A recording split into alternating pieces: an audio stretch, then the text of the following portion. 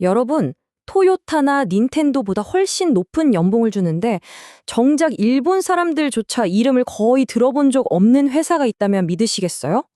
오늘은 바로 이 미스터리한 기업, 일본 최고의 인재들이 몰려든다는 키엔스에 대해 한번 파헤쳐 보겠습니다. 자, 그럼 여기서 질문이 하나 생기죠.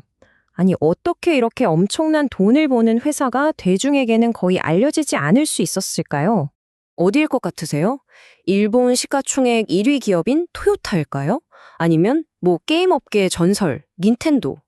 아마 대부분 우리가 딱 들으면 아는 그런 초대형 기업 중 하나일 거라고 생각하실 거예요.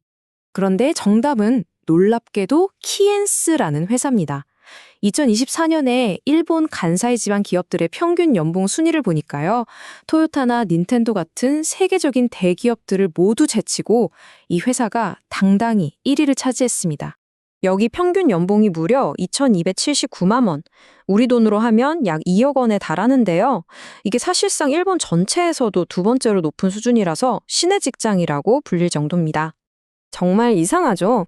키엔스는 오니 같은 일반 소비자를 위한 제품을 만들지도 않고 광고도 거의 안 하거든요. 그러다 보니 대중적인 인지도는 거의 0에 가깝습니다. 그렇다면 이 보이지 않는 거인은 대체 어떻게 돈을 버는 걸까요? 이 회사의 사업 모델을 한번 들여다보겠습니다. 아주 간단하게 말하면요, 키엔스는 공장 자동화에 꼭 필요한 핵심 부품들을 만듭니다.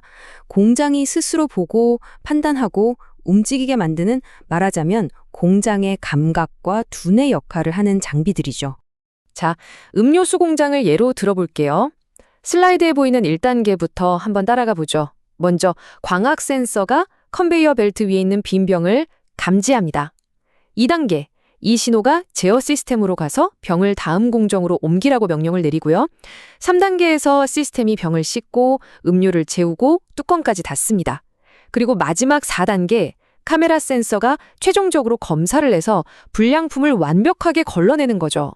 이 모든 과정의 눈과 뇌 역할을 바로 키엔스가 하는 겁니다. 평균 연봉 2억 원의 비밀은요, 바로 이 회사의 엄청난 수익성이 있습니다. 대체 어떻게 이런 말도 안 되는 이익을 내는 걸까요? 그 공식을 한번 들여다보겠습니다. 자, 이거 한번 보세요. 키엔스의 영업이익률은 50%를 넘습니다. 저도 이 숫자를 보고 제 눈을 의심했을 정도인데요. 제조업 평균이 보통 10% 미만인 걸 생각하면 이건 거의 비현실적인 수치라고 할 수 있죠. 이 경이로운 수익성의 배경에는 4가지 핵심 전략, 말하자면 4개의 단단한 기둥이 있습니다. 지금부터 하나씩 자세히 한번 뜯어보죠. 첫 번째 기둥은 직접 컨설팅 영업입니다. 키엔스는 중간에 대리점을 두지 않아요. 영업사원이 고객사 공장에 직접 찾아가서 현장의 문제라 뭔지 진단하고 해결책을 제안합니다. 이게 왜 중요하냐면요. 고객 입장에서는 단순히 센서 하나를 사는 게 아니라 생산 라인의 고질적인 문제를 해결해주는 솔루션을 사는 셈이거든요. 문제 해결의 가치가 워낙 크니까 제품 가격은 부차적인 문제가 되고 덕분에 키엔스는 높은 가격을 유지할 수 있는 겁니다. 두 번째 기둥은 바로 팹레스 모델입니다.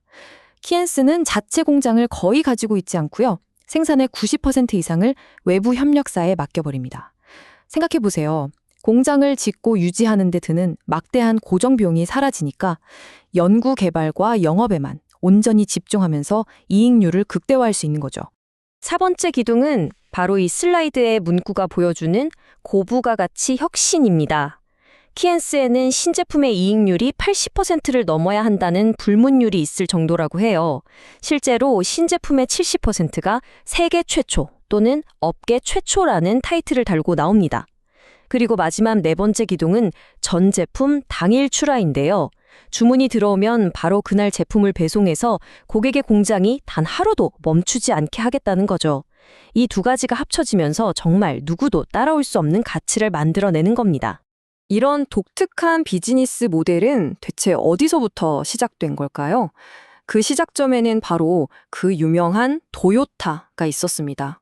1974년에 토요타 생산 라인에서 아주 비싼 금형이 자꾸 손상되는 문제가 발생했어요.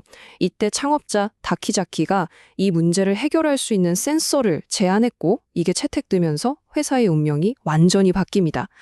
단순히 제품만 파는 게 아니라 고객의 문제를 기술로 해결해주는 솔루션 기업이 되어야겠구나 하고 정체성을 확립하게 된 거죠. 하지만 이렇게 막강해 보이는 키엔스에게도 지금 거대한 도전이 닥쳐오고 있습니다.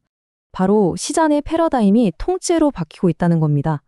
공장 자동화의 중심이 키엔스가 가장 잘하는 하드웨어에서 이제는 소프트웨어와 인공지능 쪽으로 아주 빠르게 이동하고 있거든요. 경쟁사들은 이미 AI를 접목한 똑똑한 솔루션들을 마구 쏟아내면서 빠르게 추격하고 있고요. 또 한 가지는 사람과의 관계를 중시하는 키엔스의 이 독특한 영업 방식이 과연 문화가 전혀 다른 해외 시장에서도 통할 것인가 하는 근본적인 의문도 제기되고 있습니다. 이 중대한 전환기 앞에서 키엔스는 과연 어떤 미래를 맞이하게 될까요? 지금까지 키엔스의 놀라운 성공과 그 앞에 놓인 도전을 함께 살펴봤습니다. 과연 이 하드웨어의 천재가 새로운 시대에 성공적으로 적응하고 신의 직장이라는 명성을 이어갈 수 있을까요? 어쩌면 그 결과에 따라 일본 산업의 미래 또한 달라질지도 모릅니다.